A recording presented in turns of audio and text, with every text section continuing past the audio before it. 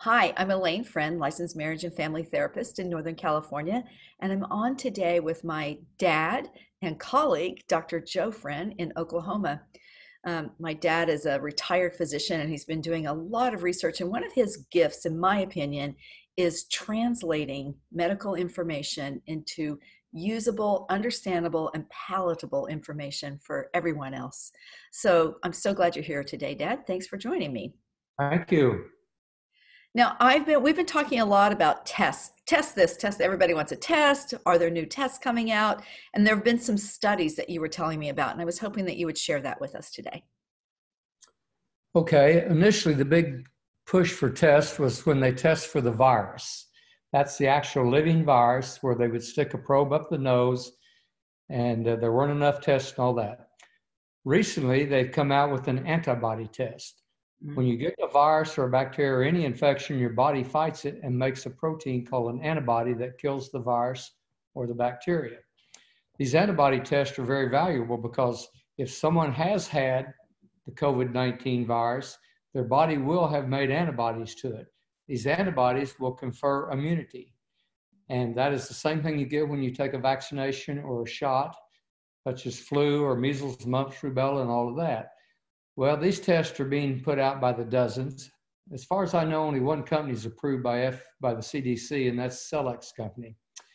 At any rate, recently, a physician at Stanford did a study in Santa Clara County, California, where they tested, I think, between 2,000 and 3,000 patients for the antibodies. And it requires just a little finger prick and 1 or 2 drops of blood, and the results are available in minutes instead Wow. of.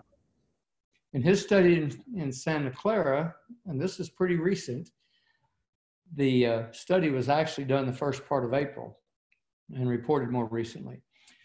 They found that the number of patients who had antibodies indicating that they had the virus was 50 times the number of people who had actually had the clinical disease. Wow.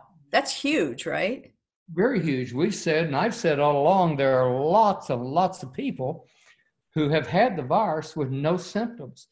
I had no idea it was this many, but the numbers they reported were that 48 to 80 times as many people had the antibodies as had actually been treated for the disease. Wow. That's amazing. Well, it truly is amazing because that means that if there were 1,000 people in Santa Clara County that they tested, that there would be 50,000 people who are carrying that disease, or at least the treatment for the disease, which is antibodies. And there's more to be said about it because all of this hasn't been proven to be exact yet. At any rate, about 3 days after that was reported, and the day after my last report on this, LA County reported a study, and they reported out of 3,300 patients, they had 55 to 65 times as many patients people with the antibodies as had the disease. And there were 1,380 cases at that time. That means between 60 and 70,000 people carried antibodies. Why is that important? It's important because they can take the blood of someone with these antibodies and give it to a patient with the clinical disease. And it will kill the virus in their body. Now, this is all very early in the studies. Studies are being done all over the country, but there's been anecdotal reports, interviews on television of people who have gotten the plasma. People are begging for people to donate the plasma. Wow. The story goes further. The day of and the next day after the LA County results, Miami, Florida did 700 patients a day, and their number of successes was similar, 50 times the number. Even more important, day before yesterday, New York had a study where they tested thousands of patients, and they found that according to their extrapolated number of positives to the number of cases, 14% of the population in New York have antibodies. Now, New York's population is 8,390,400,000.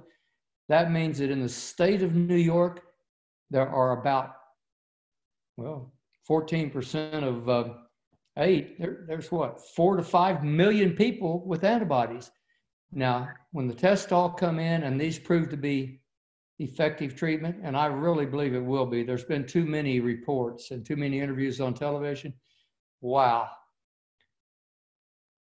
In America, we will have millions of people carrying these antibodies. And if it's substantiated and they're able to substantiate the dosage and get these people to donate, it could be life-saving and could be a game changer. Now, this to happen, people must give their blood. Yesterday on television, the physicians at University of Oklahoma Medical Center, where I went to school and trained, were requesting donors to come forward. They have 3 patients, just 3, that they need plasma for. Well, we know we've had well, 600 plus cases. And people need to give their blood. If you give the blood, they take your red blood cells out and give them back to you so you don't get anemic. And you can donate again in, I think, 5 to 7 days.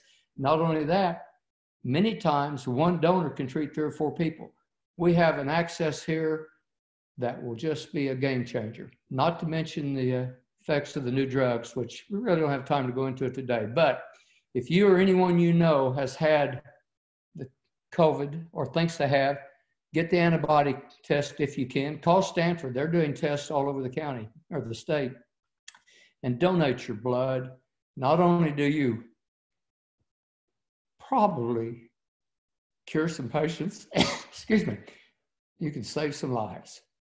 It's so amazing that that's possible. And I'm really excited for the antibody test to become more widely available so we can find out. I feel like I might have had it. I feel like I've had some low level symptoms off and on since the pandemic. It's probably all psychosomatic, but you know, it's possible that I could have it, and that I could have those antibodies. I would love the opportunity to help, and I know that's, you know, truly a passion of yours, Dad, is to help everybody in this time that's so challenging. Let me put out one caveat.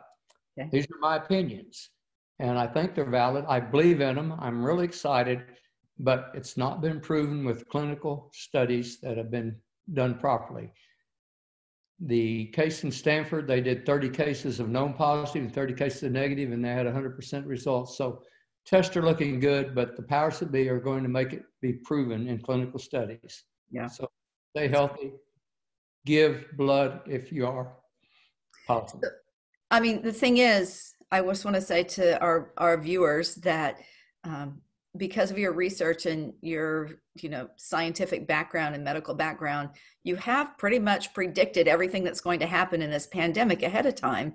And it's really valuable for us to have your insights, and I appreciate it. And I want to invite people to just, if you want to see more of these discussions with Dr. Freund, look me up on YouTube, Alane Freund, or Alane and Joe Freund, or Dr. Joe Freund, and you'll find us there. And subscribe to our channel and come see our videos.